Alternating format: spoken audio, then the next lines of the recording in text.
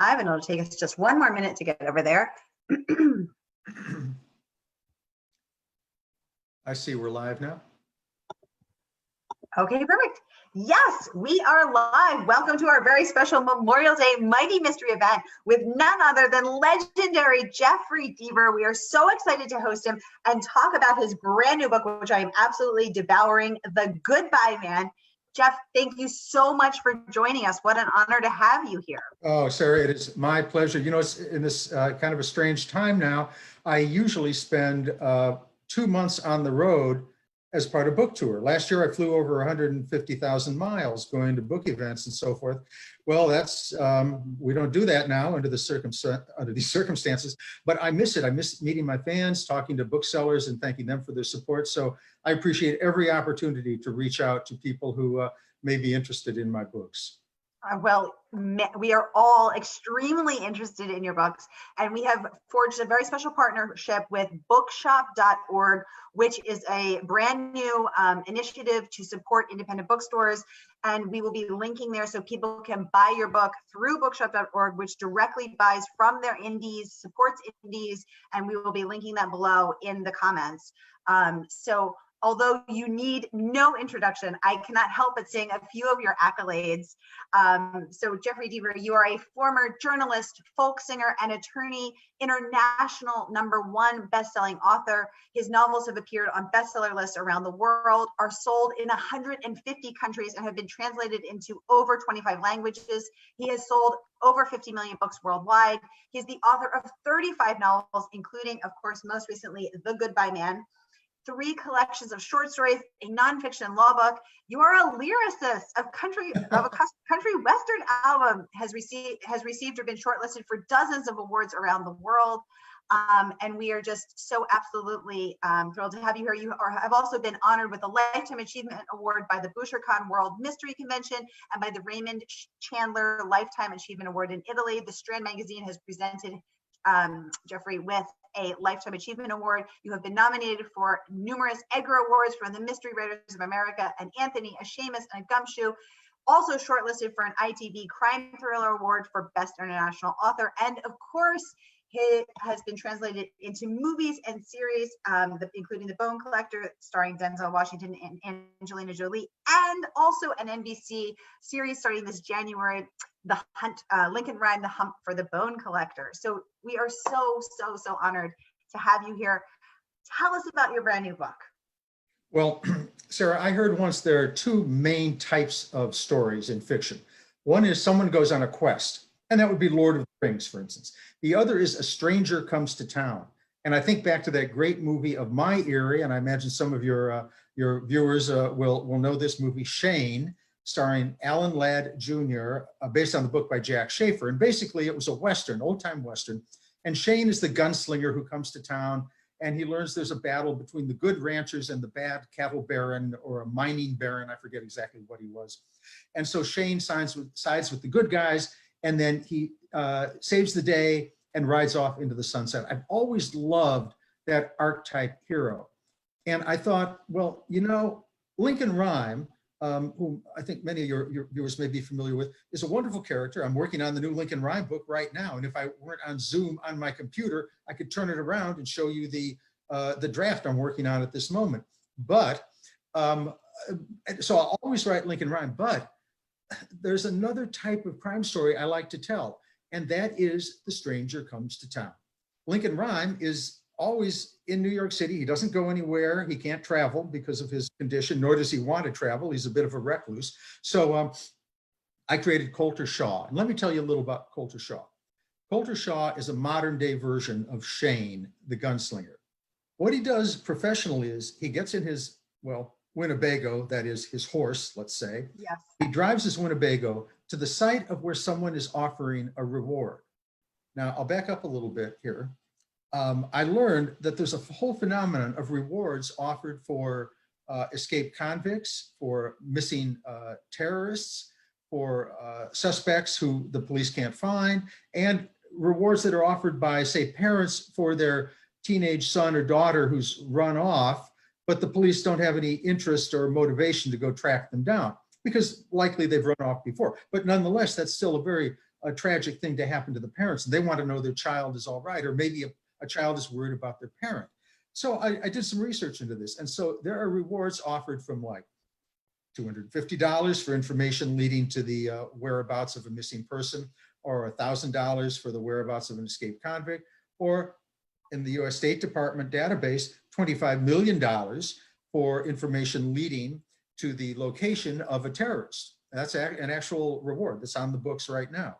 Well, I thought, so what if somebody wanted to pursue these rewards and along the way get involved with local townspeople, get involved maybe with the family of a student who's gone missing, get involved with the police who may or may not want him to participate in tracking this fellow down, because most rewards are offered for, quote, information leading to the arrest, end quote. The police do not want a gunslinger to go out there and track the guy down. That creates all kinds of problems. And so, but Colter Shaw is somebody who doesn't really need the money, we learn, but what he does is that he is a restless man. He calls himself the restless man. And to him, a reward is an indication that there's a problem nobody has been able to solve. And what does that mean? Colter Shaw is drawn to that challenge right away. And I've gone on and on here. I'll just briefly tell you about Goodbye Man. It takes up the day after the prior Colter Shaw book came out last year, named The Never Game, a day after that book ends, and it finds him in Washington State on the route of two extremists who have shot up a church and burned a cross in the front yard. And then I can't say much else, because a Deaver book is never linear and it is filled with surprises and twists and turns. Let's just say that Colter's journey takes him into a very mysterious organization in the wilderness of Washington State. And the organization may be a benign self-help group, or it may be a very dangerous cult. And beyond that, I'm sorry, your viewers are just going to have to buy the book to find out what happens. I'm a suspense writer. I have to leave my comments on a suspenseful note. I love it. And you are known for doing that so brilliantly. So I'm completely sucked into this book. And it was so interesting to, and also you're known for your rigorous research. So I was so interested to learn about this reward world, because I had seen certainly notices pinned up in various places, oh, information leading to the whereabouts of this person or whatever. But honestly, I had never given it much thought, because I never had that information, so I never got to get in there. So as I was reading this book, and I'm only a little bit into it, but I was so interested. As soon as I read that, I knew that of course you had your research, because you're known for that, and that it's like there's this whole world of reward pursuers. And Colter goes there, and there's the true rewards, the reward from the family who wants their son back, and then the larger reward from the police leading to the information. And it was so interesting to me to think about that. Yeah, well, you mentioned research. I am somebody who front ends most of the work of a book. I spend 8 months outlining and researching a book. And I mean 8 solid months, 10 hours a day. Joyce Carol Oates said, I'm paraphrasing now, but you cannot write the first sentence of your book or story until you know what the last sentence is. And I firmly believe that. There are wonderful writers who don't outline, and they produce marvelous books, many of which I love. My mind doesn't work that way. I have to get everything planned out ahead of time.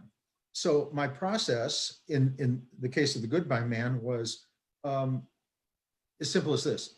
A reward seeker goes after two young men who appear to be extremists, and he ends up in a cult. That's it. That's all there was to it. Well, that is not a book. I mean, if that were a book, that would not be worth the $28 or whatever they charge for books nowadays. So I have a board in my office that is full of push pins and Post-it notes. I use Post-it notes only for the different scenes in the book, but I live in North Carolina mostly, which is a very humid area. And I outlined a good portion of my book on Post-it notes on my big cork board. And I came back and I found that after lunch, and that all the Post-it notes had fallen in a jumble on the floor. I couldn't remember the order of them. So now I use push pins in the cork board. But anyway, so I start out moving the Post-it notes here and there, and I add more Post-it notes, and then I will throw some out. At the same time, I'm doing the research. Now, I'm going to get on my high horse here and say a little bit. I know some of your viewers are aspiring writers, and I'm going to say you really do need to outline. Now, there are again, people, Michael Connelly doesn't outline, Harlan Coben doesn't outline, Stephen King doesn't outline. They produce brilliant books. I think the majority of people, though, and I'm among them, benefit from taking a broader view and just planning things out ahead of time. And this is good for two reasons. One is that a novel, I outline short stories too, but let's talk about novels for a minute. They're about structure as much as they are about good prose. And, you can't have like 3 car chases, one right after another, or they get boring. And you can't have 3, emotional, in-depth discussions between lovers or between the police, maybe a police captain having an argument with his detective or something like that, because that gets boring. So when you do an outline, you can stand back and see the whole structure of the novel. And I think a novel should be like a symphonic piece.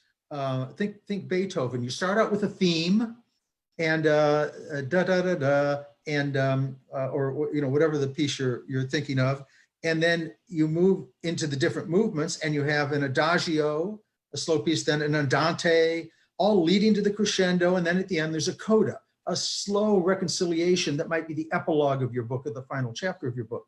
And by doing an outline, I'm able to look at that whole, let's say, lead sheet of music, if you will, and see the structure of it. So an outline helps me do that. Now, an outline helps in something else that's important too. Let's say you have a wonderful set piece of an opening scene, and you write it, and it comes out very quickly, and then you say, well, okay, now the second chapter goes well, third chapter slows down. By chapter 6, you don't know where you're going to go. And you can, fill in the middle of the book with some kind of slow moving comments, slow moving scenes, and then your ending is tacked on, a deus ex machina, the villain comes out of left field, and the readers say, oh, been there, seen that. That happens because you've written 200, 300 pages. You don't want to throw it out. But morally, you should throw it out because we owe everything to our readers. If you outline, you get to that point in a week and say, oh, this is not a book that should be written, and you throw it away. So that's why I outline, and I firmly recommend it, and do the research at the same time. That is so helpful. Thank you so much. And I had, prior to this conversation, done my research because I am a goody two-shoes straight A student who cannot help but do rigorous research. So I had read that you do research for 8 months prior to writing. So when you have the idea of the book, and then you start to pin up your Post-it notes so that the North Carolina humidity does not make the tape fall down, which would be really upsetting to come back and find them all on the floor out of order. So when you start to tack them up with your push pins, and then you're simultaneously researching, so do you outline the whole thing, then you research and keep fleshing out the outline, or you do all the research and then the outline? I do them simultaneously because the research informs the book. I'll give you an example of a book I'm working on now, the New Lincoln Rhyme book. I will not exactly tell you the research because it's key to the villain, and I don't want to give anything away. But I had the rough outline, and it was short, probably 35, 40 pages. My outlines end up being about 150 pages by the end of the 8 months. But during that time, I'm doing research, reading in books, thinking about new scenes. And one of the things I learned in my research, just because it happened to be at the Wikipedia section about the general topic, was a very interesting fact about medieval England. Now, you wonder how on earth would that apply to a crime novel set in New York in the present day, but it was a very evocative theme. And that became a motif in the book. Now, had I finished the book and then done the research, it would have been harder to put that in. But because I was doing both simultaneously, then I could go back and kind of noodle some of the sections and then have a chapter or two devoted to that very thing as my villain reflects on how the present day is not really that much different from the past in a, by the way, really sick and twisted way. But I'll let you read that next year. Oh, I can't wait. I can't wait. I'm so excited. So once you do the 8 months of the rigorous research and outlining process, how long does it, and you end up with a 150-page outline, wow. How long does it take you to then write the book from that work? About 2 months. Oh, wow. Well, you can see, I know where it's going. You know, my theory is that there's no such thing as writer's block. There is idea block. If you know what you want to write, then you can write it. You know, everybody now, I mean, the vast majority of people in the United States and most developed countries have the linguistic ability to write a book if they know what they want to write. And they have the wherewithal and the desire to do so. So when you have the outline done, you, while you're doing the outline, you will experience block. Oh, there's no question about it. But block is different when you're trying to come up with an idea rather than hammer out the prose and look at, you know, the blank chapter 42, and you kind of know that the villain here has to go someplace and find a clue. Well, if you do that in outline form, you can say chapter 42, hero has to go someplace and find a clue, and that's all it says there. And then you think about it a little bit and you say, okay, he goes to a former bank and goes to the vault and finds something. Well, now you've got an idea to work with. And then when it comes time to write that in the book, then maybe you do a little research into old bank vaults and then you write that down and you can move forward from there. But you don't need to write the book from beginning to end. You can write in any order, and you're never going to be blocked because you'll go back to your outline and think, okay, well, I can write this scene now. I don't have to worry about this scene jumping into the next scene. And so I can jump around. I might write the beginning at the end. I might write the end at the beginning. It doesn't matter. That's why an outline is so valuable. But then that's 2 months of writing. Then it takes me a year to write a book total. And if my math is correct, that's 8, 2, and 2. 2 months of rewriting, rewrite. Ernest Hemingway said there are no great writers. There are only great rewriters. And that is so true.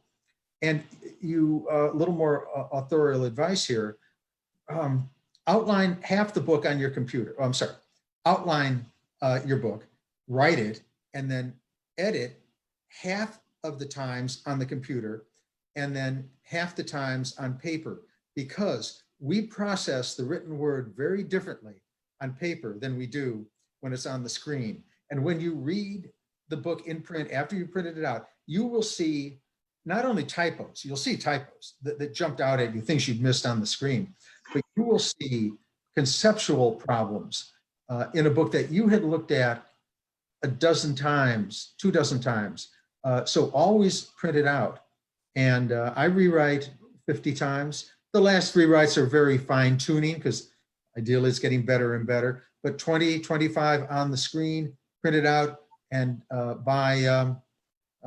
not an influencer. Hammer Mill gives me no money for this, but I have about 10 reams, and if I think that's correct, I think it's 50,000 sheets of Hammer Mill computer paper and a bunch of LaserJet cartridges, and I just burn through a lot of paper to revise the book over and over and over again. Well, with that glowing recommendation, I think that both Hammer Mill and inkjet LaserJet printers will be clamoring to sponsor you, because that is a glowing review, and you are so amazing. So in those 50 times that you're revising in the final 2 months of the year that you have taken, so 8 months researching, 2 months of writing, and then 2 months of rewriting, and in those 2 months, you estimate that you rewrite 50 times. Is it reading it through start to finish on the computer and then on the paper and going back and forth, toggling back and forth, one per medium? Well, I only do the first 20 or so edits are on the computer. Okay. then that's gone for the next edits. Of course, it's a digital world now, so I edit a one, let's say, version 26, and that's printed out. And then I go back and input those changes and print that out again. And I will say one other thing that has changed my life in a big way. I've been doing this now for over 35 years. I've been writing full-time now for over 30 years. And I've got a lot of books written, a lot of short stories written, but you're always learning something new. And I, getting to a certain age, my eyes aren't as great as they used to be. And so the editing, reading over and over and over again, was getting a bit taxing. And I thought, well, maybe I'll just listen to the book if I could. Are there programs where I can actually plug the book into the computer and have a voice read it to me? Now, this is before an editor sees it. Nobody, those 50 rewrites, not a single human being has seen the book at this point. This is only so I can get it up to my satisfaction. Well, and I learned about something else. And as long as we're going to the influencer route, Sarah, maybe I have a career at this. There's a program called Natural Reader, and it is I think I bought the non what's the free one, whatever, you have to listen to ads. So I bought the one, the paid version, very inexpensive. And so I plug my book in, and a voice reads it very well. I mean, it doesn't get everything right. It doesn't, realize if you italicized a word for emphasis, it doesn't get that. But generally, it does a very good job of reading. And now I listen to it while at the same time, I thought I'd just listen to it and get changes, but sorry. No, it's okay. I always tell people to shut their phones off. And I guess I didn't, though, did I? That's totally okay. Okay, there we go. Oh, that's right. It's my interview. I can do it's your interview. Okay, fair enough. So anyway, I thought I was only going to listen to it and hear changes.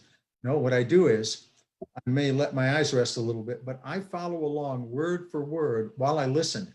And I have found, I can't tell you how many other typos by doing that process. So that's something else I'd firmly recommend to anybody out there.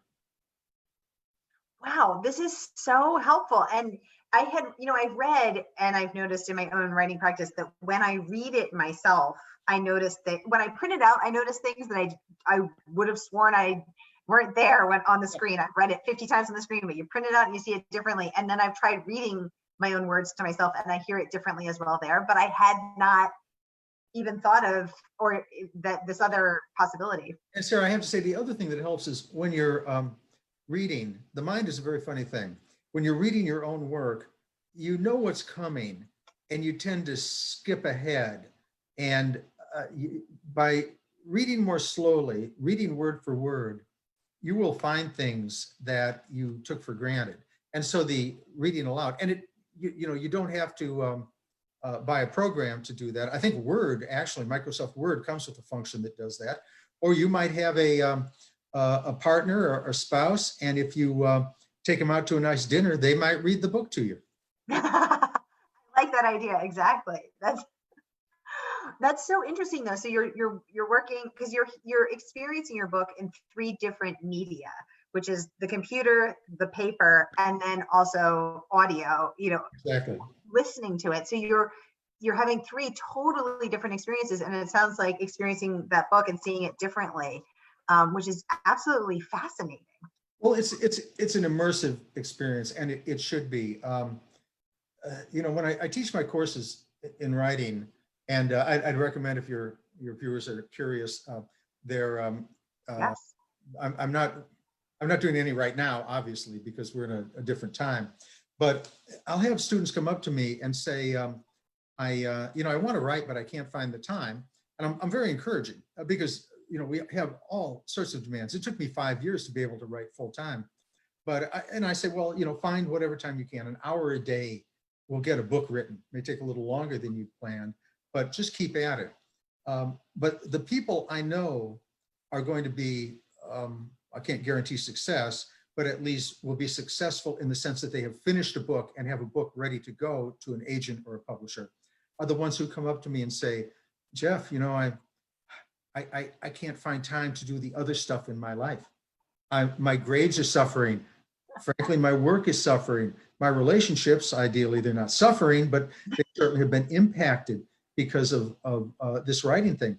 And you've got to play the game 110% if you want to be certainly a full-time writer, or if you want to be a published writer. It's, you have to jump in with both feet, and don't let anything stop you. And I was also reading in my research that you started writing originally on your commute to and from Fordham, where you were attending law school, to prepare you for a legal career and a career as a legal correspondent. And it was on the commute that you started writing, and then it grew from there. You have also published. I had one of the first laptop. Oh, I'm sorry. Go ahead. No, please. I had one of the first laptop computers ever made. It was made by a company called Nippon Electronics, and I think they got out of the computer business, I believe. I know they did, and they started to make monitors and other things. But this was in the 1980s. Now, they called it a laptop computer. Well, what they didn't tell you was you could also take a laptop block of concrete and put it in your lap, and it would be a laptop block of concrete. And I think this thing weighed maybe 19 or 20 pounds, not like the 6 or 7 pounds now. So I would show up at Grand Central Station and my legs had fallen asleep, and I had to wait to get to the office and get to school. I'm sure. Yeah, I remember my first laptop, and it felt like it weighed 20 pounds. I mean, lugging that thing around, it's nothing like the little ones that they have now. It's a commitment. What about the titles of your books? So how do you arrive at them? Titles can be very easy, or it can be a complete nightmare. Most of mine, I've written of the novels, all the novels I've written, all the short stories, I think only 2 I have not been able to come up with a satisfactory title, and that's been done by my editors, or my editor in one case, my agent in another, and they came up with excellent titles that went, it never even occurred to me. I'd come up with 40 or 50 of them that just didn't work. But generally they come up somewhere during the writing of the book. I usually have a working title. Occasionally they precede the book itself. The Goodbye Man was a cross between, it was going to be the Farewell Man or the Goodbye Man, and Farewell seemed a bit archaic to me, kind of 19th century. So I settled for Goodbye Man, but there were several before that. That one came pretty quickly, and I was going to have a title. I used it as a subhead in the book, and if you've gotten to the first section, you've seen that. The Woman on the Ledge, or Woman on the Cliff, I can't remember which it is. I wrote it quite a while ago. And I wasn't going to go the girl route. Gillian Flynn's a friend of mine. I love Gone Girl. And then there was Girl on the Train, but I'm sorry, I'm stepping up. I was going to do a woman in the title. I was going to have the Woman on the Cliff. And then what happens, but just recently, a fellow named A.J. Finn published Woman in the Window. So couldn't do that. And I think then there was a woman in a cabin. I can't remember that story. So Woman got taken away from me. So I was left with Man. And so what was going to happen? Goodbye Man. But one thing I'll say about titles, I love them to serve double duty. And I can't give anything away in this book, but there's one theme that involves Colter Shaw's father that runs throughout both the Never Game, which was last year's Colter Shaw book, and this book, and will run throughout the third book, which I'm writing right now. And we could say that Colter Shaw's father was a goodbye man for some reason. And we could say that in the Goodbye Man book itself, there is a man who is responsible for some goodbyes. I'm being delicate and careful there. And then also Colter Shaw, being the restless man, he travels around the country. He does have a home, but he's never there. He lives on the road. And of course he has love interests too. Is he going to be the goodbye man to the woman he meets in the Goodbye Man novel. And I can't tell anybody that, but it's something to think about. Well, I am excited to get to that part. Speaking of research, so culture drives a Winnebago. What was your research process for Winnebagos? It was arduous. It was long. It was incredibly complicated, quite dangerous too. I went to the Winnebago website. Uh-huh. And And then that was it. that was it. Yeah. Okay, we have a question from the audience. Are you writing multiple books at once? Because I know you mentioned you're working on Lincoln Rhyme and then also a third Coulter book. So tell us about that. I am right now. These are as people look back at your, our archived conversation. Ideally, the country and the world will be in a much better place. But now we're in the middle of the pandemic, and I have been quarantined for over 2.5 months. My life is not very much different. I'm very social. I do a lot of dinner parties. That's been very hard for me. But my angst does not approach the hardship that so many people are having around the world. So I'm certainly not complaining about that. But I am putting my time to good use. So I'm writing two full novels right now, a Coulter Shaw that begins 8 hours after The Goodbye Man ends, and the new Lincoln Rhyme, as yet untitled. And I'm writing 2 short stories. And I'm, if your viewers like my short stories, I do short stories with Amazon Original Shorts. So just go to Amazon and look those up. They're longer short stories. They're about 15 to 17,000 words. I have a new one coming out pretty soon. And I'm also editing an anthology of short stories. And it's a great title. It's called Nothing Good Happens After Midnight. Title. And that's got some very fun people in it. I know Heather Graham's in it, Hank Philippi Ryan. I've got a story in it. So look for that. It's not going to be out until later in the fall. But so I'm doing that and just keeping busy. And I'm doing some cooking videos too. So check out my social media and you'll see, don't expect recipes. You'll just watch me try not to set fire to things in the kitchen. It's fun. Well, I love to cook and I love to watch other people cook. So I will be tuning in religiously for those. Because Jeff, you're such a Renaissance man. I mean, you're a songwriter for a country western album. You raise dogs and show them professionally. You obviously are an incredibly accomplished, hugely successful writer. You write short stories, you cook. I mean, you're a Renaissance man. Is that fair to say? Well, thank you, Sarah. What I would say is that someday, if you throw it up against the wall, something's got to stick. So would you say this is all different iterations of your creativity? What's your relationship to creativity? It's a good question. I don't know that I've been asked that before, but I think if I could come up with one word, it would be self-defense. And I'll explain what I mean by that. I have an incredibly high, well, I'll put it this way, the reverse way, incredibly low boredom tolerance. I cannot stand to be bored. I'm very fidgety and restless. And so I am, even when I did my height of traveling, where I would often travel with extra batteries for my computer, extra chargers, of course, in case I lost one, and backup thumb drives in case the computer broke and I had to get a new computer. I always carried around a pad and paper so that I could work, so I could write. So creativity is a way to stave off boredom. I guess that kind of puts it in a negative context, but I guess if it works, it works. Absolutely. Do you have a special kind of food that you like to cook? Do you cook within one ethnicity, or do you do Italian food, or you just go where the muse leads you? I do everything. In fact, after we discontinue this, I'll be making using a modified Julia Child recipe to make pomme de terre de dauphinoise. It's my French is terrible, but it's like basically potatoes au gratin, a French potatoes au gratin dish. And then I made a Guinness beef stew. There's a video of that. I make coq au vin. That's a Burgundy dish, a chicken fricassee dish.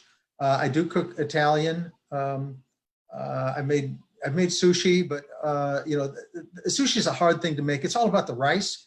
In Japan, it's the rice that's the key. There's a smaller sliver of fish or some vegetable on it. You enjoy the rice, and it's a tricky thing, a tricky rice dish to make. So I have made that, but not too much. I make a lot of curry, a lot of Indian food, and then barbecue. I'm in North Carolina, so I make a good barbecue, which is, of course, the best barbecue, with all respect, of anywhere. And we of course use my pulled pork. I use a bit of mustard and brown sugar and vinegar, and cook a pork shoulder down for a long time. I'm getting hungry now that I think about it. Not talking to you, Sara. Boy, it's almost dinner my time. I know you whet my appetite. Now I feel like I just want to drive down to North Carolina and have some of that delicious barbecue. We'll socially distance 6 feet away. I'll do a barbecue in my driveway. How's that? I will willingly. I think we would all happily sit 15 feet apart in your driveway to sample some of that barbecue. That sounds amazing. So I just want to ask you one more thing about your writing process, because I read that you, once you're ready to write, you go into a dark room, you close the shades, you turn off all the lights, and you actually write in a completely dark room. Close your eyes and then write what you see in your mind's eye. Yeah, that's very helpful to me. I am a very pedestrian author. I'm not a great stylist like David Foster Wallace was, or Annie Proulx, who wrote the Shipping News, or Cormac McCarthy. Maybe my journalism training. And also, I read that by the time we're 8, we pretty much have our language skills solidified within us developmentally. And so I'm not a great stylist, but I strive for clear communication. But I do have a very vivid visual and auditory imagination. I can close my eyes and see and hear things and smell them. So when I look at my outline and see Lincoln Rhyme now needs to find a clue, say, involving mustard, I'm making this up, I will close my eyes, or shut the lights out in the room to make it somewhat less dark. I either need to close my eyes or shut the lights out. I don't have to do both. I just can't look at the words on the screen. And then I sit down and I can touch type, and I create the scene in my head as I see it, as I visualize it. So it's like I'm transcribing a movie. I can hear the dialogue. One of the things about the movie, The Bone Collector, that I was so pleased by was that the script writer said, Jeff, I didn't have to come up with dialogue. I simply used your dialogue because it's very authentic. And if you read some books, and this is something else I'll give some advice to your listeners and your viewers about, you've got to read your dialogue out loud. Characters do not say, and I've read this in so many books that I've been asked to critique, I will now go to the grocery store and I will return in perhaps a half hour. Well, people don't talk that way. You don't turn to your partner and say, my darling, I'm famished. Shall we now dine? You say, I'm hungry. What do you want? You want pizza? Yeah, want pizza. That's the way people talk. I mean, even people who are well educated and otherwise would not write that way. Nonetheless, they talk that way. So I always hear the dialogue in my head. So I use a lot of contractions. I use a lot of vernacular, and I think that adds the credibility of the book. I mean, the point of writing our type of fiction, well, I'm going to negate that. The point of writing fiction, period, is to create emotional engagement with the reader. Authors have a moral responsibility to pick up the reader on the first page and drag them kicking and screaming through the book with terror, excitement, with joy, not necessarily kicking and screaming in a bad way, but just this engagement to the very end, where they get off on the final page, like they get off the roller coaster and breathe a sigh of relief. And I don't mean car chases necessarily. I mean Little Women. You have to be grabbed from the very first scene, which you are in that book. And so that's our responsibility, to make sure that this book has the greatest emotional impact. And you, as an author, need to do everything you can. And that's dialogue, that's plotting, that's characterization, that's setting, that's picking your words. Does somebody need a thesaurus or a dictionary to find what the author meant? Well, if so, that author has done a bad thing. That's not the way it should be. I love that. I feel like I'm getting an MBA in creative writing just by chatting with you. This is amazing. So Jeff, let me ask you, when just going back to the different scenes in this book, which you have written in the dark room, or with your eyes closed, what is your favorite scene in The Goodbye Man? Do you have a favorite scene? I must say, I will talk about a scene, but I don't have a particular scene in the book. For me, I take an objective view of the book when I look at it. Favorite to me means that the readers will enjoy it. And if I get a little shiver down my spine at a scene I've written, whether it's the prose or because of something I've set up, I'm suspect of that because I'm not the audience for the book. I'm the creator of the book, and the audience for that book is the readers. I want them to be excited. But there is a scene where, and it doesn't involve a shoot 'em up or anything like that. It's a scene where somebody we thought we had said goodbye to has returned in a very emotional way. There's no gunplay involved. There's no violence involved, but it's an appearance that resonates on several levels. And I have to let it go at that, but I will say it's in the third portion of the book. The book is divided into 3 sections. It's in the 3rd section, and you and your readers, or you and my readers, will know when you come to that scene exactly what it is. Oh my gosh, I'm so excited. I'm still in the 1st section because I'm actually trying to savor every word while simultaneously being pulled, which I am. I'm so sucked in, but I can't wait to get to section number 3 and read about that, to get to that scene. And I hope that I'll know it just when I see it. Jeff, you've also said that the best way to learn writing is to study the work of other writers you admire. We all here so admire you and your work. Who do you admire? Who have you studied? There are just so many. I'll just list some of the authors that I've read over the years, and that some of these I actually have outlined their books. I've pulled it apart. Well, I don't mean literally pulled it apart. You should do that to a book. I have written down bullet points of each scene. But Tolkien, Lord of the Rings, of course.